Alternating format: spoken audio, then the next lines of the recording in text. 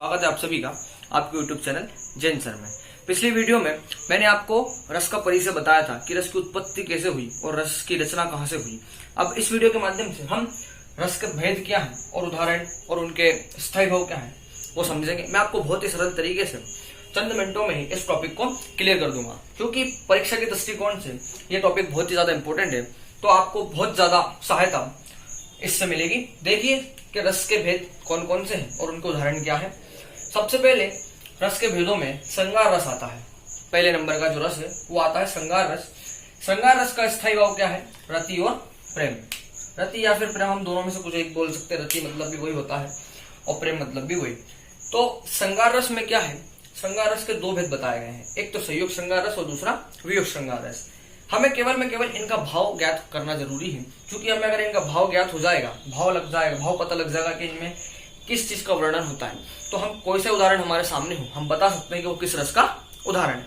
तो सबसे पहले संयोग श्रृंगार और वियोग श्रृंगार रस। पहले हम इनके शब्दों को देखते हैं, संयोग और वियोग। संयोग का मतलब होता है जुड़ना, वियोग का मतलब होता है बिछोड़ना। केवल में केवल ये दो बात हमें याद रखना है। तो संयोग श्रृंगार रस में क्या होगा कि वहां पर मिलन का वर्णन, वहां मतलब जहां पर नायक या नायिका का, जिस काव्य में नायक या नायिका के मिलन का वर्णन किया जाए, वहां पर कौन सा रस होता है? संयोग श्रृंगार रस। वैसे ही वियोग श्रृंगार रस, वियोग का मतलब होता है विरह का वर्णन, मतलब जहां पर नायक और नायिका के विरह का वर्णन अलग होने की बात करी जाए, वहां पर कौन सा रस होता है? वियोग श्रृंगार रस। बस हमें इनका भाव ज्ञात हो जाए तो हमें बेसिकली इनका पूरा मतलब समझ में आ जाएगा। उसके बाद जैसे हम उदाहरण के माध्यम से न देखें, मैंने इनके उदाहरण लिख रखे हैं नीचे, जो कि बहुत सरल है, आपको याद करने में आसानी होगी। संयोग श्रृंगार रस का उदाहरण मैंने लिख रखा है कि मोरे तो गिरधर गोपाल, दूसरो ना कोई, जाके सिर मोर मुकुट मेरा पति सोई। यहाँ पर गिरधर गोपाल मेरे हैं और दूसरा मेरा कोई नहीं है, उनसे मिलन की यहाँ पर बात करी गई है, तो यहाँ पर कौन सा रस हो गया? संयोग श्रृंगार रस। दूसरा, अरे बता दो मुझे कहाँ, प्रवासी है मेरा, इसी बहाने से मिलने को डाल रही हूँ फेरा। मतलब मैं उसको, मेरे प्रवासी को ढूंढने के लिए दर बदर भटक रही हूँ। तो यहाँ पर विरह की बात करी गई है। क्यों दर बदर भटक रही हूँ? क्योंकि मेरा उनसे विरह हो चुका है, वियोग हो चुका है। तो यहाँ पर जब अलग होने की बात करी जा रही है, तो यहाँ पर कौन सा रस हो गया? वियोग श्रृंगार रस। ठीक है। उसके बाद दूसरे नंबर का रस है हास्य रस। हास्य रस का स्थायी भाव क्या होता है? हास्य, मतलब कि काव्य को पढ़ते या सुनते ही हमें जहां पर हंसी आ जाए, ठीक है, वहां पर कौन सा रस होता है?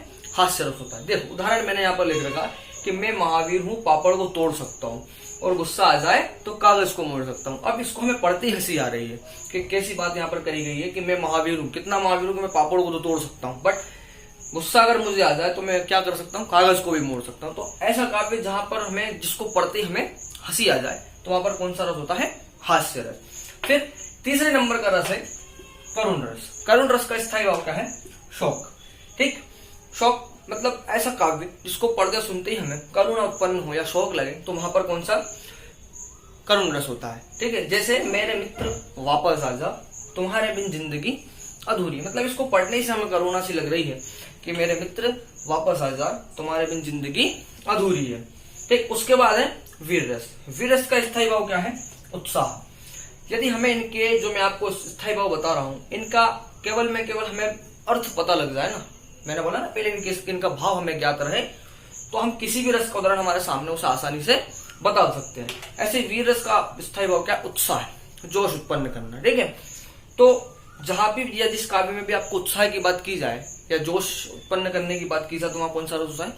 वीर रस। जैसे वीर तुम बड़े चलो, धीर तुम बड़े चलो, सामने पहाड़ हो कि सिंह की दहाड़ हो, तुम कभी रुको नहीं, तुम कभी झुको नहीं, वीर तुम बड़े चलो, धीर तुम बड़े चलो। मतलब कि यहाँ पर काय की बात करी गई है?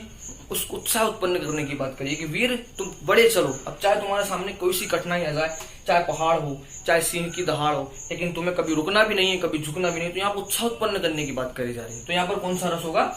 वीर रस। नंबर का रस है रौद्र रस। इसका स्थायी भाव क्या है? क्रोध। मतलब कि कहाँ भी जिस काव्य में हमें क्रोध की उत्पत्ति दिखे, वहां पर कौन सा रस होता है?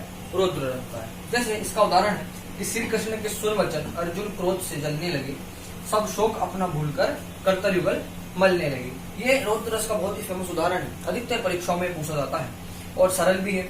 उसके बाद है छठवें नंबर का भयानक रस। इसके अपन को शब्द के अर्थ से ही मालूम चल रहा है, भयानक रस मतलब भय। मतलब जिस काव्य में भय उत्पन्न हो वहां पर कौन सा रस होता है? भयानक रस। या वहां पर किसी घटनाओं के माध्यम से भय उत्पन्न किया गया हो, या वहां कहीं भूत प्रेत पिशाच आदि से भय उत्पन्न किया गया हो, तो वहां पर कौन सा रस होता है? भयानक रस। इसका उदाहरण देखते हैं कि उधर गरजती सिंधु लहरियां कुटिल काल के जालों सी, चली जा रही फेन उगलती फन फैलाए व्यालों सी। ठीक है, यहाँ पर भी गरज रही है कौन सी? सिंधु लहरियां, मतलब सिंधु नदी की जो लहरें हैं उनके माध्यम से यहाँ पर भय उत्पन्न किया गया है। तो यहाँ पर कौन सा रस हो गया?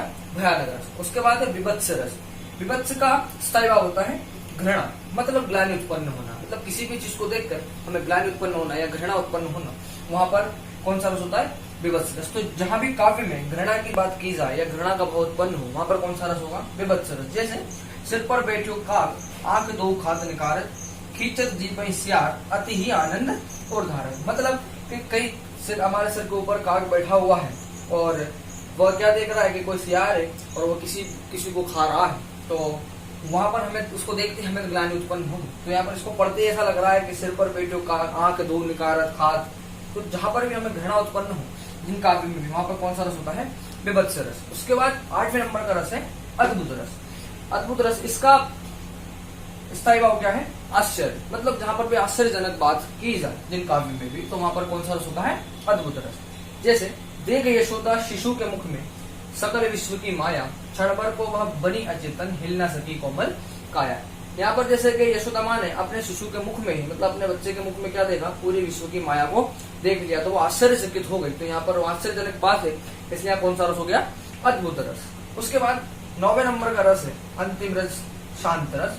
इसका स्थायी भाव या तो निर्वेद गहन या वैराग्य वितराग, मतलब जहां पर वैराग्य में बात की जाए वहां पर कौन सा रस होता है? एकदम शांत बात की जाए, वहां पर कौन सा रस होता है?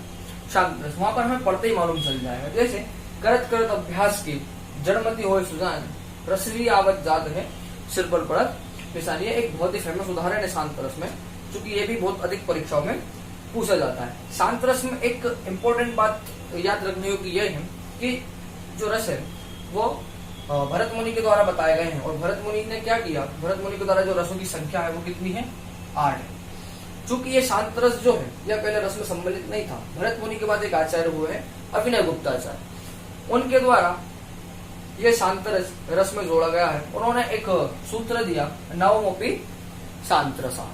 तो उस नवमपि शांत रसा सूत्र के माध्यम से इसे भी रस के अंतर्गत लिया गया है। क्योंकि भरत मुनि के अनुसार यदि रसों की संख्या आपसे पूछी जाए परीक्षा में कभी, तो आपको याद रखना है कि भरत मुनि के अनुसार रसों की संख्या तो 8 ही है।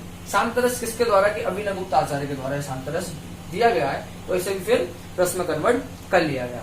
तो इसी प्रकार से 9 प्रकार के रस बताए गए हैं। यदि आप वीडियो आपको पसंद आया हो तो उसे लाइक जरूर करें और अधिक से अधिक शेयर करें। और यदि आपने मेरे चैनल को सब्सक्राइब नहीं किया हो तो हमसे जुड़े रहने के लिए मेरे चैनल